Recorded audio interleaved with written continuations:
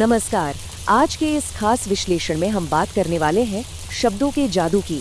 हम सब जानते हैं कि सही तरह से अपनी बात रखना यानी इफेक्टिव कम्युनिकेशन किसी की भी निजी और प्रोफेशनल जिंदगी को पूरी तरह से बदल कर रख सकता है। तो आइए बिना किसी देरी के इस एक्सप्लेनर में उन 5 सुनहरे सिद्धांतों को डीकोड करते हैं जो किसी भी बात को सही और असरदार ढंग से सामने रखने में हमारी मदद करते हैं। लेकिन शुरुआत करने से पहले जरा एक सिचुएशन सोचिए। एक क्लासरूम है। टीचर एक बच्चे से पूछती है, अगर मैं तुम्हें एक सेब दूं, फिर एक और दूं और फिर एक और दूं तो कितने होंगे? बच्चा तुरंत जवाब देता है 4। टीचर थोड़ी परेशान हो जाती है, सवाल बदलती है, संतरे का उदाहरण देती है। इस बार बच्चा सही जवाब 3 देता है, लेकिन जैसे ही टीचर फिर से सेब पर वापस आती है, बच्चा फिर कहता है 4। अब ऐसा क्यों? क्योंकि उस बच्चे के बस्ते में पहले से ही एक सेब रखा हुआ है ना कमाल की बात? ये छोटा सा किस्सा बहुत ही शानदार तरीके से दर्शाता है कि कैसे 2 लोग अपनी अपनी जगह बिल्कुल सही हो सकते हैं, लेकिन फिर भी उनके बीच कम्युनिकेशन पूरी तरह से फेल हो सकता है। तो चलिए जल्दी से देख लेते हैं कि आज हम किन 5 मुख्य विषयों पर बात करेंगे। पहला, कम्युनिकेशन की दुविधा। दूसरा, भाषा की बाधाएं। तीसरा, वक्ता की पहचान और जगह। चौथा, उत्साह और सुनना। और 5वां, टोन की ताकत। तो आइए शुरू करते हैं हमारे पहले सिद्धांत से, कम्युनिकेशन की दुविधा, यानी जब शब्द काम ना आए। सचिन तेंदुलकर दुनिया के सबसे महान बल्लेबाजों में से एक, राइट? इसमें कोई शक ही नहीं है। लेकिन अगर हम उनके कप्तानी के दौर को देखें तो वो उतने सफल नहीं रहे। सोर्स हमें बताता है कि इसका एक बहुत बड़ा कारण कम्युनिकेशन की कमी थी। वो अपनी टीम के साथ उस तरह से कम्युनिकेट नहीं कर पाए जो एक लीडर के लिए ज़रूरी होता है। तो यहाँ से सबसे अहम बात ये निकलती है कि कोई अपने काम में कितना भी माहिर क्यों ना हो, अगर वो अपनी बात सही से पहुँचा नहीं सकता तो लीडरशिप में दिक्कतें आना तय है। अब सवाल ये उठता है कि आखिर ये कम्युनिकेशन फेल क्यों होता है? वेल, इसका सीधा सा जवाब है हमारी मेंटल डिक्शनरी या हमारा दिमागी शब्दकोश। हम सबके दिमाग में शब्दों के अलग अलग मतलब फीड होते हैं। जब कोई कुछ कहता है तो वो सुनने वाले तक हूबहू उसी रूप में नहीं पहुंचता। जैसे कंप्यूटर में अगर कोई स्पेलिंग डिक्शनरी में नहीं है तो नीचे एक लाल लाइन आ जाती है ना, बिल्कुल वैसे ही हमारे दिमाग में भी हमारे निजी अनुभवों के आधार पर शब्दों के गलत या बिल्कुल अलग अर्थ निकाल लिए जाते हैं। इसे एक आम उदाहरण से समझते हैं। मान लीजिए कोई कहता है ये लड़का बड़ा बदमाश है। अब कहने वाले का मतलब हो सकता है कि बच्चा बस थोड़ा चंचल या शरारती है, लेकिन सुनने वाले की मेंटल डिक्शनरी में बदमाश का मतलब गुंडा या कोई क्रिमिनल भी तो हो सकता है। अर्थ का अनर्थ हो गया ना। संदेश भेजने वाले का इरादा कुछ और था और सामने वाले ने कुछ और ही समझ लिया। अब बढ़ते हैं हमारे दूसरे हिस्से की तरफ, भाषा की बाधाएं, जहां देखना ही समझना है। कई बार ना सिर्फ शब्दों के अर्थ ही नहीं बल्कि खुद भाषा ही एक बहुत बड़ी दीवार बन जाती है, खासकर जब बात भारी भरकम अंग्रेजी के शब्दों की हो। लोग अक्सर लंबे टेक्स्ट पढ़कर अटक जाते हैं। तो इसका हल क्या है? सोर्स इसके लिए एक बड़ा ही दिलचस्प समाधान बताता है, मैकटैब विजुअल डिक्शनरी ऐप जैसे टूल्स का इस्तेमाल। ये तकनीक मुश्किल शब्दों को सीधे तस्वीरों यानी विजुअल से जोड़ देती है। और ये तो हम सब जानते हैं कि जब हम किसी चीज़ को देखते हैं तो वो याददाश्त में ज़्यादा लंबे समय तक टिकती है। भाषा की इस बाधा को पार करने का इस सच में एक बहुत ही प्रैक्टिकल तरीका है। चलिए अब आते हैं हमारे तीसरे पॉइंट पर, पहचान और जगह, कौन और कहाँ। जरा इस एक छोटे से वाक्य पर गौर कीजिए। मौत तय है, शब्द वही हैं, लेकिन इसका असर बोलने वाले के हिसाब से बिल्कुल बदल जाता है। अगर ये बात एक डॉक्टर कह रहा है तो इम्पैक्ट बहुत ज़्यादा होगा, कोई भी घबरा जाएगा। अगर एक ज्योतिषी कह रहा है तो शायद लोग थोड़ा सोच विचार करें, लेकिन अगर कोई अनजान व्यक्ति बीच सड़क पर गुस्से में ये बात बोल रहा है तो उसे बस नज़रअंदाज कर दिया जाएगा।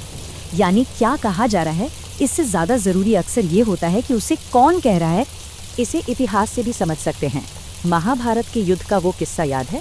गुरु द्रोणाचार्य ने अश्वत्थामा के मारे जाने की बात पर तब तक यकीन नहीं किया था जब तक खुद युधिष्ठिर ने आकर ये बात नहीं कही। क्यों? क्योंकि युधिष्ठिर की पहचान एक सत्यवादी की थी। इसी तरह महात्मा गांधी के एक छोटे से आह्वान पर पूरा देश खड़ा हो जाता था, क्योंकि उनकी विश्वसनीयता बेजोड़ थी। सच तो ये है कि वक्ता की अपनी विश्वसनीयता ही उसके शब्दों को असली ताकत देती है। और जिस तरह बोलने वाले की पहचान अहम है, वैसे ही जगह यानी लोकेशन भी उतनी ही मायने रखती है। अब ज़रा इमेजिन कीजिए किसी को प्रपोज करना हो तो क्या कोई आईसीयू या शमशान घाट जाएगा? बिल्कुल नहीं, वो एक बढ़िया रोमांटिक रेस्टोरेंट चुनेगा, बिल्कुल वैसे ही जैसे एक ठंडी कोल्ड ड्रिंक फुटपाथ पर 20 रुपए की मिलती है, लेकिन 5 स्टार होटल में उसी के 200 रुपए देने पड़ते हैं। जगह बदलते ही शब्दों और चीजों दोनों का वजन और कीमत अपने आप बदल जाती है। हमारा चौथा सेक्शन है उत्साह और सुनना, ऊर्जा और ठहराव। तुम मुझे खून दो, मैं तुम्हें आज़ादी दूंगा। नेताजी सुभाष चंद्र बोस ने जब पूरी ऊर्जा के साथ ये कहा तो लोगों ने सच में अपनी जान दांव पर लगा दी। लेकिन जरा सोचिए, अगर वो बहुत ही ढीले ढाले तरीके से बिना किसी उत्साह के कहते, भाई थोड़ा खून दे दो, मैं कोशिश करूंगा आज़ादी दिलाने की, तो क्या कोई उनके साथ जुड़ता? सवाल ही नहीं उठता। किसी इंसान का अपना उत्साह और आत्मविश्वास ही उसके कम्युनिकेशन में जान डालता है। लेकिन ठहरिए, सिर्फ बोलना काफी नहीं है, सही से सुनना भी उतना ही जरूरी है। एक कहानी सुनते हैं। एक आदमी को खबर मिलती है कि उसकी बेटी का निधन हो गया है। वो घबराहट में बिना सोचे समझे 50वीं मंजिल से कूद जाता है। नीचे आते आते उसे याद आता है, अरे मेरी तो कोई बेटी ही नहीं है। 25वीं मंजिल पर याद आता है, अरे मेरी तो शादी ही नहीं हुई। और 10वीं मंजिल पर आते आते याद आता है, अरे भाई मेरा नाम तो वो है ही नहीं जो पुकारा गया था। ये एक मजाक है, लेकिन यह हमें बहुत ही हास्यप्रद तरीके से बताता है कि जब लोग बिना सुने सिर्फ रिएक्ट करते हैं तो नतीजे कितने भयानक हो सकते हैं। हमें हमेशा रिस्पॉन्ड करना चाहिए, रिएक्ट नहीं। इसी बात को स्टार गेजिंग कैंपर्स का किस्सा भी बखूबी दर्शाता है। 2 लोग टेंट लगाकर खुले आसमान के नीचे सो रहे हैं।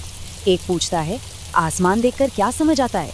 दूसरा ब्रह्मांड, ज्योतिष और मौसम का बहुत लंबा चौड़ा दार्शनिक विश्लेषण कर देता है। तब पहला व्यक्ति कहता है, अरे भाई मुझे तो बस ये समझ आ रहा है कि किसी ने हमारा टेंट चुरा लिया है।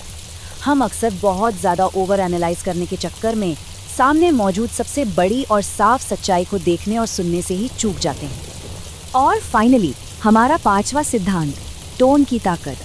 कैसे कहा जा रहा है? सिर्फ एक पॉज यानी ठहराव के बदलने से पूरा मतलब कैसे बदलता है। अब ये देखिए, रोको मत, जाने दो। इसका मतलब है कि उन्हें मत रोको, उन्हें जाने दो। लेकिन अगर टोन बदलकर पॉज को थोड़ा पहले ले आएं, रोको मत, जाने दो, तो इसका सीधा मतलब हो गया कि उन्हें रोक लो, जाने मत दो। शब्द बिल्कुल वही हैं, लेकिन टोन और ठहराव ने पूरे के पूरे निर्देश को ही पलट कर रख दिया। टोन की गड़बड़ी कैसे भारी पड़ सकती है, इसका एक बड़ा मज़ेदार उदाहरण है। पत्नी गोलगप्पे खा रही है। पति कहता है, ना गिन, यानी गिन मत, बस खाती जा। लेकिन पत्नी क्या सुनती है? उसे लगता है पति ने टोन में उसे नागिन कह दिया है। अब इसके बाद जो धमाका होगा उसका अंदाज़ा तो हम सब लगा ही सकते हैं। ये एक बहुत ही छोटा सा गैप था, लेकिन टोन की ज़रा सी गलतीफहमी ने पूरी बातचीत का सत्यानाश कर दिया। इसी तरह कॉन्टेक्स्ट और टोन को समझना बहुत ज़रूरी है। एक कंजूस दुकानदार से कहता है, मेरे टूथब्रश का एक बाल टूट गया है, नया दे दो। दुकानदार हैरान होता है कि भाई सिर्फ एक बाल टूटने पर नया ब्रश क्यों? तब कंजूस सही कॉन्टेक्स्ट देता है, अरे वो जो बाल टूटा है ना, वो आखिरी था। जब तक पूरी बात का टोन और संदर्भ समझ ना आए, कम्युनिकेशन अधूरा ही रहता है। तो चलिए अब इन सभी बातों को एक साथ समेट लेते हैं। ये हैं वो 5 गोल्डन प्रिंसिपल्स जो किसी भी कम्युनिकेशन को सच में इफेक्टिव बनाते हैं। पहला, वक्ता की पहचान। दूसरा, जगह और संदर्भ। तीसरा, बात करने का उत्साह। चौथा, सिर्फ जवाब देने के लिए नहीं बल्कि समझने के लिए सुनना। और 5वां, बोलने का टोन और लहजा। इन 5 को मिलाकर ही एक परफेक्ट और असरदार कम्युनिकेशन का ढांचा तैयार होता है। अब इस विश्लेषण के अंत में एक गहरा सवाल छोड़कर जाते हैं। ये सोचने वाली बात है, क्या आज की इस तेज तर्रार दुनिया में लोग सच में एक दूसरे से कम्युनिकेट कर रहे हैं, या वो बस चुप रहकर अपनी बारी के आने का इंतजार कर रहे हैं ताकि वो बोल सकें?